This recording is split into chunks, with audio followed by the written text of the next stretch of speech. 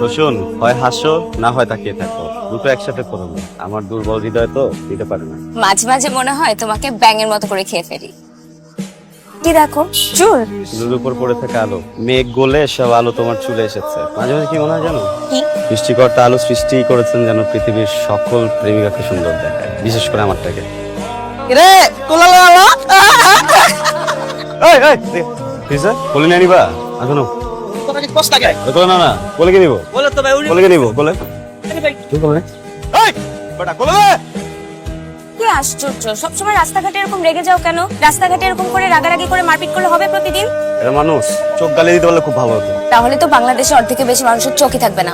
না থাকলে তো ভালো, তোমাকে দেখতে পারবে না, আমি দেখবো।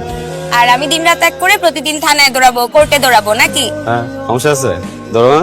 এই না, দৌড়াবো না। ধরো না। না। আসসালামু আলাইকুম ভাই। ভাই আপনার প্রথম বইটা আমাদের ফ্রেন্ড সাথে লিখতে যে একটা বাস ক্রিয়েট করছে ভাই, বলে বোঝাইতে পারবো না ভাই। ভাই প্লিজ আপনার নেক্সট বইটা যদি খুব তাড়াতাড়ি, আমরা সবাই অপেক্ষায় আছি ভাই। ঠিক আছে, আসসালামু আলাইকুম ভাই।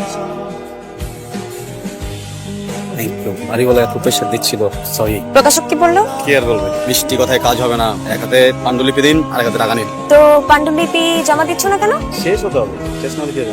শেষটা তোমাকেই করতে হবে। আমি একটা কথা বলি, মনোযোগ দিয়ে শোনো। যদি রাইটিং কে প্রফেশন হিসেবে নিতে চাও, তাহলে ধ্যান ধারণা জ্ঞান সবকিছুতেই শুধু এইটাতেই মনোযোগ দাও। কারণ জীবনে কোথাও ফোকাস না করলে, মনোযোগ না দিলে সাকসেসফুল মানুষ হতে পারবে না। তোমার চোখে কিন্তু সমস্যা আছে। হ্যাঁ, চোখে দেখি না, অন্ধ। আমার বিপদ তোমার চোখে। অন্ধ আমি, অন্ধ। আমার ভাই তোমার সাথে কথা বলবে না। হ্যালো, হ্যাঁ কেমন আছো? হ্যাঁ ওই যে গণপূর্তে কোনো খারাপ খবর না তো?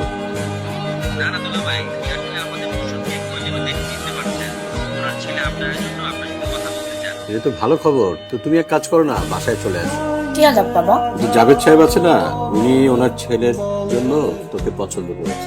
আমি তোর মামাকে বললাম বাসায় আসো, আমরা নিজের আগে কথা বলি, ছেলে কি করে জানি, তারপরে আমাদের যদি পছন্দ হয় তখন নয় তুই ভেবে দেখিস। চোখের উপর কবিতা লেখা নিষেধ, দুঃখে বা অতি সুখে ঝরে যাবে। আমি বরং তোমার কানের উপর কবিতা লিখি, দুল ভেবে পড়ে নেবে। আচ্ছা বসুন, আমি মরলে ঠিক কতদিনে ভুলে যাবে? আমার বাসায় বিয়ের আলাপ হচ্ছে। কার? আমার বাবার। কি বলো? আঙ্কেলের এখন বিয়ে করা কি প্রয়োজন? সবকিছু যোগ যোগ যোগ হিসেবে নিতে নিতে সিরিয়াস টপিক গুলো যোগ মনে হয় তোমার, তাই না? সরি সরি সরি সরি, মজা করবো না। আমি বুঝতে পেরেছি বাসায় তোমার বিয়ের কথা চলছে, এখন তুমি জানতে চাচ্ছ এই বিষয়ে আমি কি করব, কি বলতে চাই, তাই তো? এই বসুন, তুমি আমার জন্য অনেক ইম্পর্টেন্ট। আমি আমার পুরোটা লাইফ তোমার সাথে থাকতে চাই। তুমি যদি আজকে বলো আজকে, তুমি যদি বলো 10 বছর পরে, আমি 10 বছর ওয়েট করবো। যুদ্ধ হোক, বিশ্বযুদ্ধ হোক, কিছুই যায় আসে না। আমার কাছে তোমার থেকে বেশি ইম্পর্টেন্ট কিছুই না প্রশ্ন। প্লিজ মন খারাপ করো, প্লিজ। আচ্ছা, চিটাগাং থেকে তোর মা আসার পরে ছেলেটাকে ডাকলে হতো না? এখন এসে তোমার সাথে পরিচয় হবে, মা আসার পরে মার সাথে পরিচয় হবে। কাজান, বাবার সাথে সাবধানে ভালো করে সুন্দর করে কথা বলবা। কেন, তোমার বাবা কি ধরতো? বাবা কাজান, তোমরা একটু বসো, আমি চা বানিয়ে নিয়ে আসি। ঢাকায় থাকো? জি, স্কুলের সার্টিফিকেট পাওয়া পর্যন্ত মফস্বলে বড় হয়েছি, পরে ঢাকা চলে আসছি। আত্মীয় স্বজন ওনারা বহল তবিয়াতে আছেন। মানে? আমার বাবার যা কিছু ছিল সবকিছু দখল করে ওনারা ভালো আছেন। তুমি প্রপার্টিগুলোকে সিকিউর করছো না কেন? কারণ আমি আমার জীবন সিকিউর করছি। আমি রোশনের কাছে যেটা শুনলাম, তুমি জব করতে চাও না, বিজনেস করতে চাও না। তুমি কখনো জব বা বিজনেস কিছুই করবে না। বাবা অ্যাজ আ রাইটার কিন্তু ও অনেক পপুলার। মানে মানুষজন বলে একদিনও হুমায়ুন আহমেদের মতো বড় হবে। একদিন? এখন তো না। ওর তো কোনো ক্যারিয়ার গোলই নেই। ও যে প্রফেশনটা বিলং করে, এটা তো কোনো ফিউচার নেই, একটা বুলশিট প্রফেশন। সরি আঙ্কেল, কি বললেন? আমি বলেছি বুলশিট প্রফেশন। আপনার কাছে মনে হচ্ছে যে রাইটিং প্রফেশন বুলশিট। ভালো কোন প্রফেশন মনে হয় আপনার কাছে? দুর্নীতি করা, ঘুষ খাওয়া। Shut up! কি বলছো তুমি? আঙ্কেল চিৎকার করবেন না। আপনি আপনার বুকে হাত দিয়ে বলেন তো, এই যে আপনার বাড়িতে আপনি এরকম দামি সোফা রেখেছেন, আপনি যে লাইফস্টাইল মেনটেন করেন, আপনি যে স্যালারি পান ওটাতে যায়, আপনি ঘুষ খান না? এটা দেখার দায়িত্ব কি তোমার? তুমি কার সাথে কথা বলছো জানো? আমি একজন ঘুষখোরের সাথে কথা বলছি। Shut up! তোমার বাবা মা তোমাকে কোনো শিক্ষা দেয়নি? আঙ্কেল প্লিজ বাবা মাকে নিয়ে কথা বলবেন না। তোমার বাবা মা হচ্ছে অশিক্ষিত, মূর্খ, এবং তুমিও তাই হয়েছো। কি মানুষ নাকি জানোয়ার? সে তখন থেকে দেখছি বাবা একটা কথা বলে তুমি কথা বলেই যাচ্ছ বলেই যাচ্ছ বলেই যাচ্ছ। কেন, কি সমস্যা তোমার?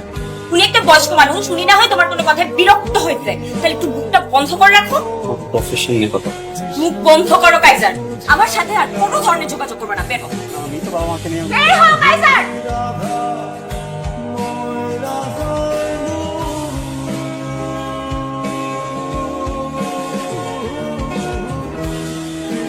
এই যে দেখো আমার দিকে মামা।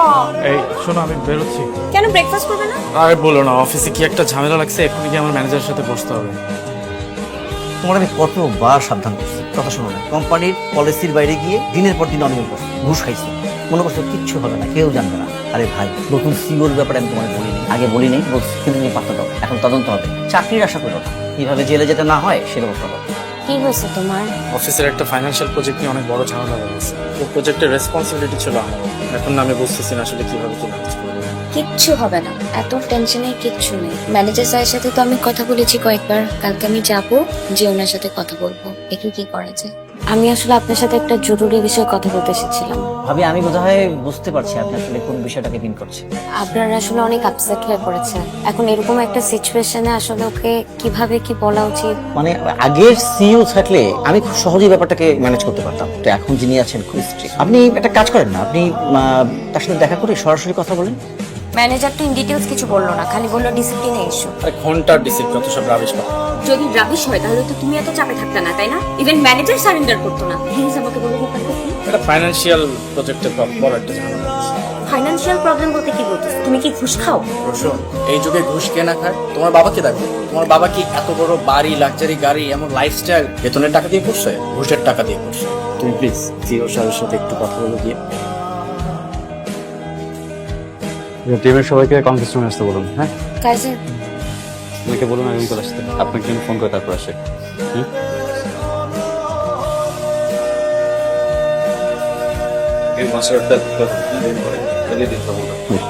আমার সাথে কথা বলার জন্য কি 5টা মিনিট সময় নেই তোমার হাতে?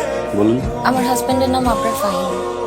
ওর এগেনস্টে তদন্ত কমিশন গঠিত হয়েছে, কিন্তু ও কিছু করে নাই। অপরাধী যেন সর্বোচ্চ শাস্তি হয়। আপনি আসতে পারেন। ওই ভ্যাগাবন ছেলেটা এখন সিইও। ও এখন বাগে পেয়ে আমাদেরকে প্রতিশোধ নিতে যাচ্ছে। কাইজার, তুমি কি আমাকে চিনতে পেরেছো?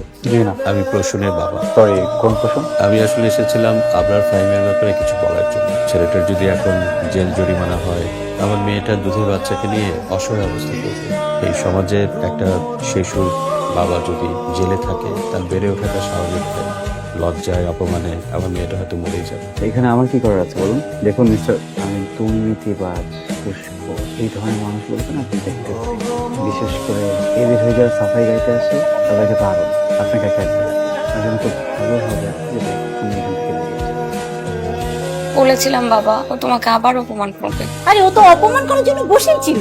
এটা অপমান না, এটা প্রতিশোধ। আমরা পুলিশ দিয়ে ধরিয়ে দিয়েছিলাম, সেই জন্য প্রতিশোধ। কাজ আমার প্রত্যাখ্যান মানতে পারে না।